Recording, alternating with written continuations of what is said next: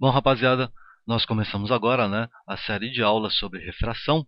Então, nada melhor do que a gente começar definindo o que é refração na ótica, Refração é quando um raio de luz está se propagando num meio, e ele passa a se propagar num outro meio diferente, tá? Logo de cara, é legal que vocês percebam alguns livros didáticos, vocês leem, e depois vocês tiram as conclusões erradas, tá? Por exemplo, vocês acham que, obrigatoriamente, o raio de luz vai sofrer um desvio ao se refratar para um outro meio, tá? Isso não é necessariamente verdade. Por quê? Porque a luz poderia incidir perpendicularmente, nessa interface aqui. O que aconteceria? Aí ele passaria direto aqui, em cima dessa reta azul, sem se desviar, tá? Então, a melhor definição de refração seria a seguinte, É quando o raio de luz sofre uma mudança na velocidade que ele tem ao passar de um meio para outro. O modo mais simples de você entender isso aí, começando pelo conceito de índice de refração. Nós vamos chamar o índice de refração de n, tá? Não vai confundir esse n com o n da reta normal que eu desenho aqui, para vocês não caírem naqueles erros, Qualquer ângulo que eu medir em ótica, eu vou medir sempre com a reta normal, que será a reta perpendicular, no caso da refração, a essa interface de separação entre o ar e a água que eu vou usar como exemplo, Professor, você sempre usa ar, água ou ar e vidro, É porque o vestibular geralmente utiliza esses exemplos aí, tá bom? Então a definição do índice de refração é o seguinte, seria a divisão da velocidade da luz no vácuo, que é 3/10. Estou colocando aqui o valor, metros por segundo, só que normalmente isso aqui é passado para vocês em vestibular. Pela velocidade da luz no meio no qual nós queremos calcular esse índice de refração, tá? Como assim?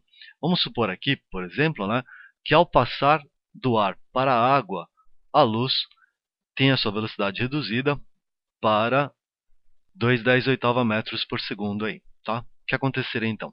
Se acontecer isso aí, o índice de refração dessa água seria 3/10, velocidade da luz normal, Normal entre aspas, seria no ar ou no vácuo, que é considerado igual, por 2/10. Seria a velocidade da luz na água, tá? Então, se eu colocar a velocidade da luz na água, eu vou obter aqui o índice de refração da água, tá? Então, índice de refração da água, vou colocar H2O, vai ser igual. As potências de 10 se cancelam, Você corta aqui.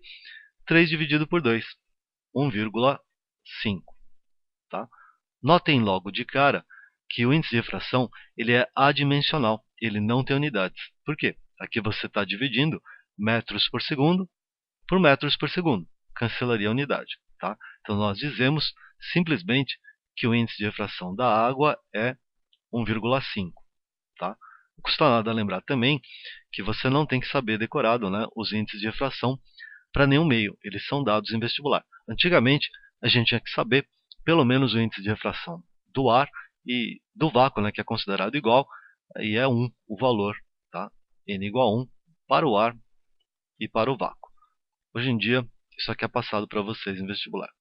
Vamos voltar aqui para o desenho, Por que eu falei para vocês que o melhor modo de entender a situação, seria entender a definição do índice de refração, tá? Um dos modos da gente analisar isso aqui, eu posso pensar que o índice de refração está me dizendo quantas vezes a velocidade da luz se reduz, ao passar do ar ou do vácuo para um outro meio de índice de refração diferente, tá?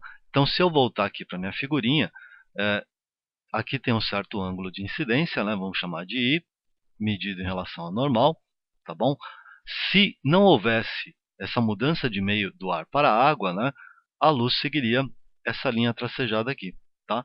Como existe essa mudança, essa refração, o que será que vai acontecer com a luz? Será que ela vai mais aqui para baixo ou será que ela vai mais aqui para cima, tá? Isso aqui é a regra que vale para toda refração, tá? Tudo que acontecer com o índice de refração vai acontecer ao contrário com as outras variáveis. Como assim? Ao passar do ar para a água, a luz sofreu o quê? Teve um aumento no índice de refração, tá? No ar, o índice de refração vale 1, na água eu descobri que é 1,5.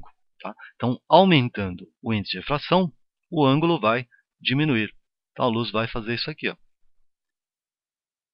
o que a gente fala comumente em ótica, né, é que a luz se aproximou da normal. Então aqui você tem um ângulo R, né, menor do que o ângulo de incidência aí. Bom, eu posso generalizar os resultados, né, utilizando esse exemplo aqui. Ó. Vou pegar um raio de luz que se propaga inicialmente no meio A, de índice de refração 1,8, indo em direção ao meio B, de índice de refração 1,2. O que vai acontecer com esse raio de luz aí? Primeiro, eu traço a normal, né? Com a falta de habilidade sempre, né? Tá. E aí eu vejo que o ângulo que a luz forma no meio A seria esse aqui. Tá? Se não houvesse essa refração, a luz seguiria esse caminho vermelho aí. Tá bom? O que vai acontecer aí? Pensa da seguinte maneira, né? Como a luz está indo de um meio de índice 1,8 em direção ao meio de índice 1,2, portanto menor, né? Como o índice diminui, todo o resto vai aumentar. O ângulo vai aumentar, então o ângulo seria esse, né? Se não houvesse refração. Como ele vai aumentar, ele faz isso aqui. Tá? A gente diz, da mesma forma que a anterior, né? Que ele se afasta da normal. Você percebe que o ângulo aumentou aqui. Tá? Era esse aqui, ficou assim, ficou maior. Tá bom? A velocidade que a luz teria nesse meio também aumentaria em relação ao meio A. Tá? Por isso que eu estava dizendo inicialmente, né, que todas as variáveis vão ao contrário do que acontece com o índice de refração. Então, se ao sofrer refração a luz tiver o índice de refração diminuindo, né, a velocidade da luz vai aumentar nesse outro meio e o ângulo que a luz forma com a normal também vai aumentar aí. Tá ok?